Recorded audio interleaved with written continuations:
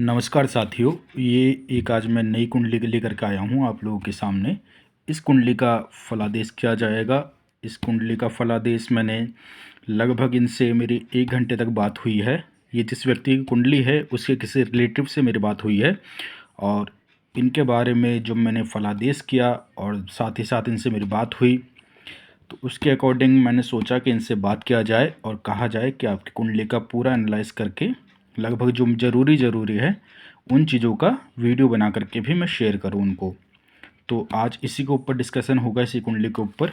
सबसे पहले मैं आपको बता देता हूं, इनका जन्म नक्षत्र है विशाखा। विशाखा नक्षत्र में इन्होंने जन्म लिया है। षडबल में सबसे अधिक बलवान है सूर्य, मंगल, शनि, शुक्र।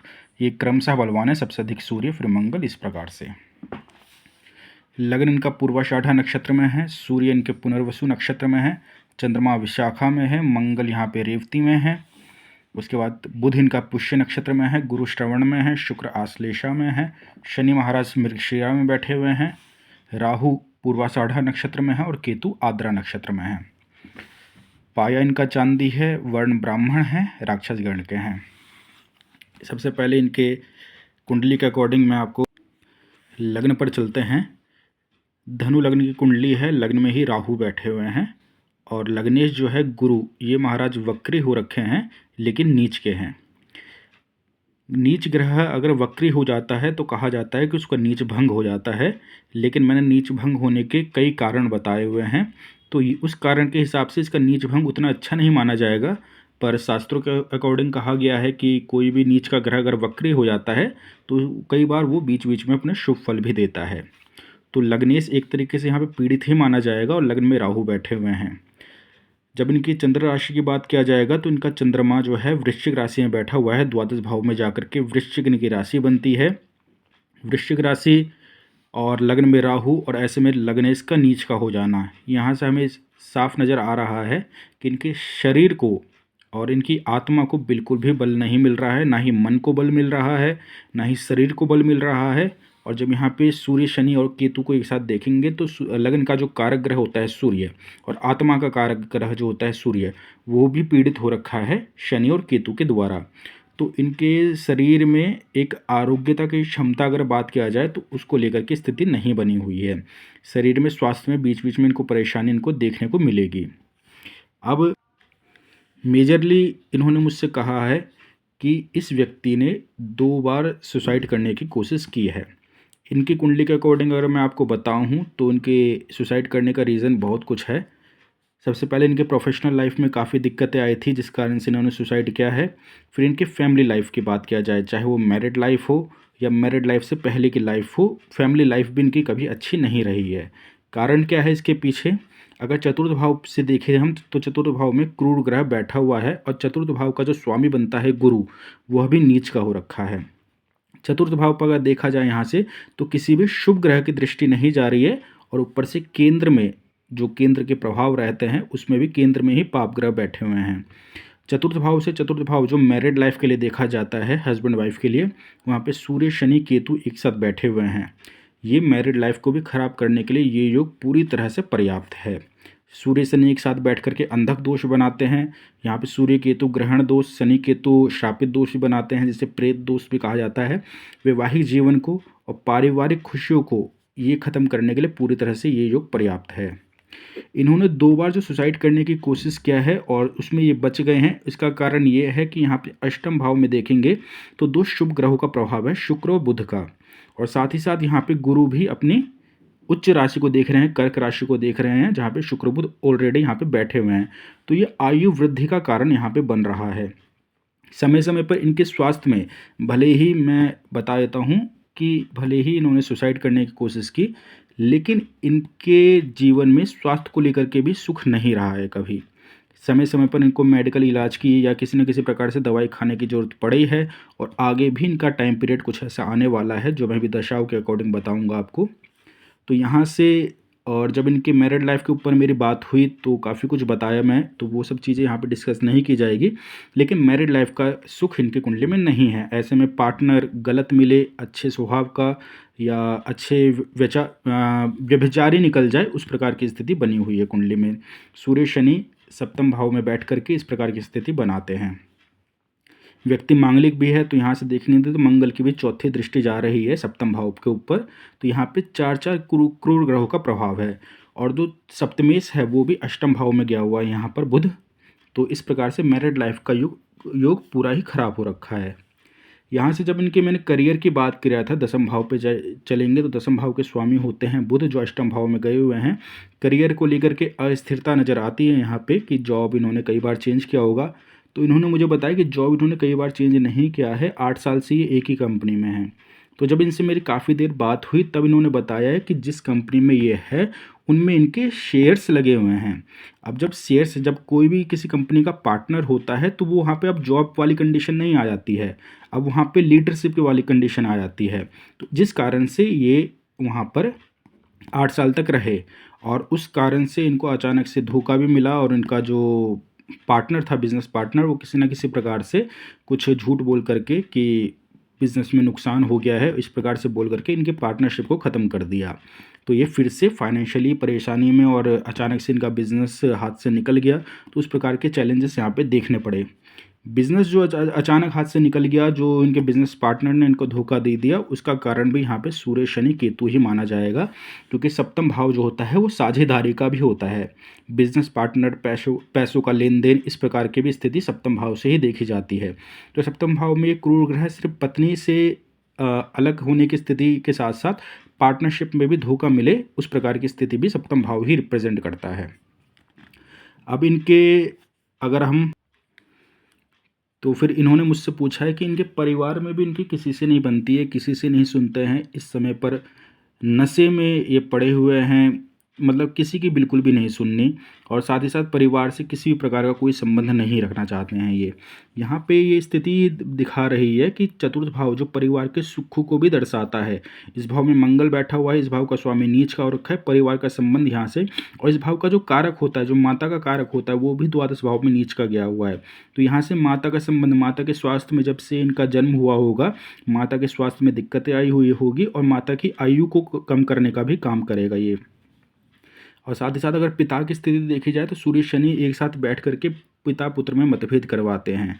तो यहाँ से मुझे ना ही भाई बहन का साथ की मतलब सुख दिख रहा है यहाँ से, ना ही माता का सुख, ना ही पिता का सुख। अगर वो देने का भी प्रयास करेंगे, सपोर्ट करने का भी प्रयास करेंगे, तो ये व्यक्ति की स्थिति ऐसी नहीं है कि ये व्यक्ति उस चीज़ को एक्सेप्ट कर पाए, क्योंकि यहाँ से चंद्रमा जो द्वादश भाव में गया हुआ है वो भी नीच का होकर के ये सभी प्रकार के जो कुंडली में ये कंडीशन बनी हुई है उसको और बढ़ा चढ़ाने का काम करेगा। द्वादश भाव का चंद्रमा रात में कई कई दिनों तक, लगभग कई कई महीनों तक इनको रात में नींद ना आए, और उसके लिए इन्हें किसी प्रकार के नशे का सहायता लेनी पड़े, किसी प्रकार का नशा इनको करना पड़े, उस प्रकार की स्थिति बनी हुई है। द्वितीय भाव जहाँ से खान पान का विचार किया जाता है, वहाँ पे भले ही गुरु बैठे हुए हैं लेकिन द्वितीय से यहाँ पे पीड़ित हो रखे हैं, और चंद्रमा का पीड़ित होना भी व्यक्ति को नशे की तरफ ले जाता है, कारण क्योंकि चंद्रमा मानसिक स्थिति को दर्शाता है।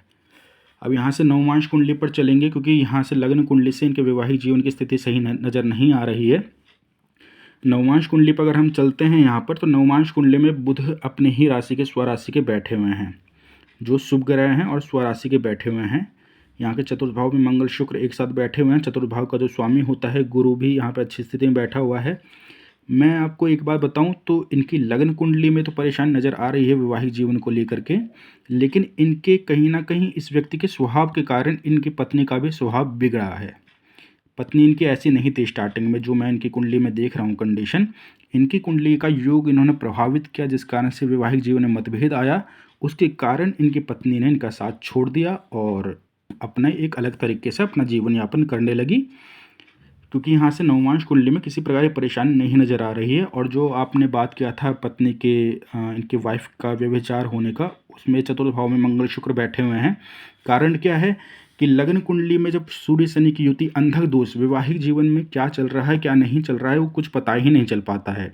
ऐसे में इनकी वाइफ जो है यहाँ पे मंगल शुक्र एक साथ बैठे हुए हैं, तो ऐसे में पत्नी दूसरी तरफ जाती है।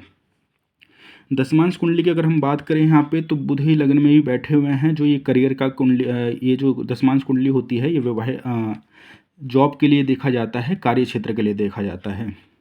तो अगर ये कार्य क्षेत्र को भी देखा जाए तो यहाँ पे लग्न में बुध बैठे हुए हैं स्वराशि के, इन्होंने पूरी कोशिश किया है अपने बिजनेस को संभालने के लिए। यहाँ पे शुक्र नीच के हो रखे हैं, तो यहाँ से भी एक स्थिति नज़र आ रही है कि व्यापार को लेके, कार्य क्षेत्र को लेकर के वो सुख नहीं मिल पाया है इनको। यहाँ पे शनि और चंद्रमा एक साथ बैठे हुए हैं, और अगर देखा जाए तो अगर ये कोशिश करें अपने बिजनेस को संभालने की, हालांकि अभी जो करंट में ये टाइम पीरियड इनका चल रहा है, और जो आपने मुझे बताया कि इनकी जो स्थिति बनी हुई है यहाँ से चंद्रमा देख करके मैंने जो प्रेडिक्ट किया है, उसके अकॉर्डिंग इनको समझाना तो बहुत मुश्किल है, लेकिन समझाया जाए तो ये संभल सकते हैं, अपने काम को ये ठीक कर सकते हैं। अब इनकी दशाओं के ऊपर चलेंगे। अभी करंट में इनके शुक्र की महादशा चल रही है, शुक्र में मंगल चल रहे हैं, जो अभी चलेंगे 30 दिसंबर 2026 तक। 2026 के दिसंबर के लास्ट तक शुक्र में मंगल चलने वाले हैं। अब अगर शुक्र में मंगल को देखा जाए तो धनु लग्न की कुंडली होती है। शुक्र जो होते हैं इस कुंडली के लिए मारक ग्रह होते हैं, छठे भाव और 11वें भाव के स्वामी होकर के अष्टम भाव में ही बैठे हुए हैं। ये यहाँ पे कोई विपरीत राजयोग नहीं माना जाएगा इसको। छठे भाव का स्वामी अष्टम भाव में अकेला गया होता और यहाँ पे किसी ग्रह की दृष्टि नहीं होती, तब ये विपरीत राजयोग होता, लेकिन यहाँ पर विपरीत राजयोग नहीं माना जाएगा। तो ये शुक्र यहाँ से इनको परेशानी देंगे, वैवाहिक जीवन में परेशानी देंगे, और साथ ही साथ स्त्रियों के प्रति जो होता है वो लगाव एक लंबे समय के बाद नहीं रह पाता है। तो शुक्र और इनको स्वास्थ्य में परेशानी देंगे। शुक्र में जो मंगल चल रहे हैं, मंगल यहाँ पे मीन राशि में बैठे हुए हैं, जिसकी राशि में बैठे हुए उसका स्वामी नीच का हो रखा है, तो मंगल यहाँ पे उतना श्रेष्ठ फल तो नहीं दे पाएंगे, लेकिन फिर भी मंगल इस कुंडली के लिए अच्छे ग्रह हैं, कारक ग्रह हैं, त्रिकोण के स्वामी हो जाते हैं। और मंगल का अगर नक्षत्र देखा जाए यहाँ पे, तो मंगल महाराज बैठे हुए रेवती नक्षत्र में। रेवती नक्षत्र में बैठना मंगल उतना शुभ फल नहीं दे पाएंगे, क्योंकि बुध भी इस कुंडली में यहाँ पे बैठे हुए हैं। रेवती नक्षत्र के स्वामी होते हैं बुध, और बुध भी अष्टम भाव में गए हुए हैं। स्वास्थ्य को लेकर के बीच बीच में समस्याएं आएगी, चाहे वो करियर हो चाहे स्वास्थ्य हो। उसके बाद इनकी दशाओं की बात किया जाए तो शुक्र में मंगल निकल जाने के बाद शुक्र में राहु आएंगे, जो चलेंगे 30 दिसंबर 2029 तक। अब अगर शुक्र में राहु की बात किया जाए तो राहु भी धनु लग्न की धनु राशि में अच्छा फल नहीं देते हैं अपना, और इस भाव का स्वामी जो है वो गुरु नीच का हो रखा है। साथ ही साथ शुक्र और राहु ने परस्पर षडाष्टक भी योग बनाया हुआ है। तो शुक्र राहु की दशा में भी इनको स्वास्थ्य की परेशानी आए, चैलेंजेस आए, उसको लेके कहीं कोई डाउट नहीं है। पूरे इनको संघर्ष करना पड़ेगा इनको। गुरु और शनि राहु केतु का मैं गोचर देखता हूँ। अगर गुरु का गोचर इनकी कुंडली से देखा जाए तो गुरु का गोचर करंट में अभी सप्तम भाव पे चल रहा है। किसी प्रकार की साझेदारी को लेकर के जो परेशानी आई है पास्ट में, अगर प्रयास करे तो यहाँ पे गुरु संभालने का प्रयास कर लेंगे, क्योंकि लग्नेश होकर के यहाँ पर सप्तम भाव में गोचर कर रहे हैं। हालांकि लग्न कुंडली में गुरु नीच के हो रखे हैं, फिर भी गोचर के अनुसार अगर प्रयास करें तो किसी न किसी प्रकार से बिजनेस को लेकर के जो नुकसान हुआ उसको रिकवरी कर सकते हैं, और जो साझेदारी हुई है अगर कोशिश करें तो उसको लेकर के भी परिस्थिति में सुधार आ सकता है। शनि का गोचर अभी मंगल के ऊपर से चल रहा है। पारिवारिक माहौल से किसी प्रकार की कोई उम्मीद नहीं की जा सकती है इस टाइम पे कि ये सपोर्ट करे, नहीं। हाँ, हालांकि परिवार से अलग होने की कंडीशन और भी बन रही है कि इनका कहीं बाहर जाने का मन करे, कहीं विदेश जाने की स्थिति बने, या घर परिवार से दूर रहने की स्थिति बने, वो एक कंडीशन और अलग से नज़र आ रही है यहाँ पे। राहु केतु की बात करें तो अभी केतु महाराज सिंह राशि में चल रहे हैं, राहु 11वें कुंभ राशि में तृतीय भाव में गोचर कर रहे हैं इस भाव में। तो इनको आगे चल के अभी तो राहु केतु का गोचर कोई खास दिक्कत नहीं देने वाला है। राहु केतु का गोचर इस कुंडली में ठीक चल रहा है, गुरु का गोचर भी ठीक चल रहा है, और शनि का गोचर अगर पारिवारिक माहौल के लिए देखा जाए तो गोचर ठीक नहीं है। केतु का गोचर जब यहाँ से कर्क राशि में आएगा 2026 के लास्ट के आसपास आएगा, नवंबर दिसंबर का राउंड आ सकता है यहाँ पे गोचर, उसी के आसपास कुछ आएगा, तब इनको स्वास्थ्य को लेकर के मेजर ध्यान रखना है। इनका जो अभी इनकी करंट में कंडीशन चल रही है, जो इन्होंने मुझे बताया है इनको लेकर के कि इस प्रकार की स्थिति है, नशे में पड़ जाना, किसी की नहीं सुनना बिल्कुल भी, और कोई कंडीशन ऐसी है ही नहीं कि सुधार की स्थिति नज़र आए, क्योंकि ये किसी की सुन ही नहीं रहे हैं, अपनी इच्छा अनुसार काम करना, उस प्रकार की स्थिति बनी हुई है। आगे चल कर के इनको लीवर की परेशानी और साथ ही साथ ब्लैडर की परेशानी जो होती है, मूत्राशय में परेशानी, वो उनको आने वाली है। ऑपरेशन की कंडीशन इनकी बन सकती है। स्वास्थ्य को लेकर के लंबे टाइम तक हॉस्पिटल में रहे, इस प्रकार की स्थिति भी बनेगी। आयु के ऊपर खतरा नहीं है, 2 बार व्यक्ति ने सुसाइड करने की कोशिश कर ली, 3 बार, तीसरी बार नहीं करेगा ये। और जो यहाँ पे जो कंडीशन बनी हुई है ये आयु की रक्षा कर रहे हैं। इस प्रकार के 3 शुभ ग्रहों का प्रभाव अष्टम भाव में, ये किसी प्रकार के दुर्घटना इत्यादि से मृत्यु नहीं देता है, ना ही सुसाइड से मृत्यु देता है ये अष्टम भाव, और ये सुखपूर्वक मृत्यु देता है। पर यह है कि ऑपरेशन की कंडीशन बन रही है तो ये ऑपरेशन इत्यादि करवा देंगे एक आध बार बीच में। तो इस प्रकार से इनकी कुंडली का एनालाइज़ किया गया है। इस कुंडली को लेकर के मैंने इनसे एक लगभग 1 से 1.5 घंटे मेरी इनसे बात हुई थी, काफ़ी देर तक बात हुई। और ये कुंडली को मुझे लगा कि इसका वीडियो बना करके शेयर करना चाहिए कि लोग भी इस कुंडली को देखें। हालांकि इसमें किसी भी प्रकार का डिटेल जो है, प्राइवेट डिटेल, व्यक्ति का नाम, उनकी date of birth, birth time, ये सब कुछ भी शेयर नहीं किया गया है, सिर्फ और सिर्फ कुंडली का एनालाइज़ किया गया है। आगे भी मैं आपके लिए इस प्रकार की अच्छी कुंडली और ख़राब, सभी प्रकार की कुंडलियाँ होती है, सभी प्रकार की कुंडलियों में अच्छे योग और बुरे योग भी बने हुए रहते हैं। इसी प्रकार से मैं कुंडली का एनालाइज़ करता रहूँगा। तब तक के लिए धन्यवाद। मेरा नाम है आचार्य दीपक झा।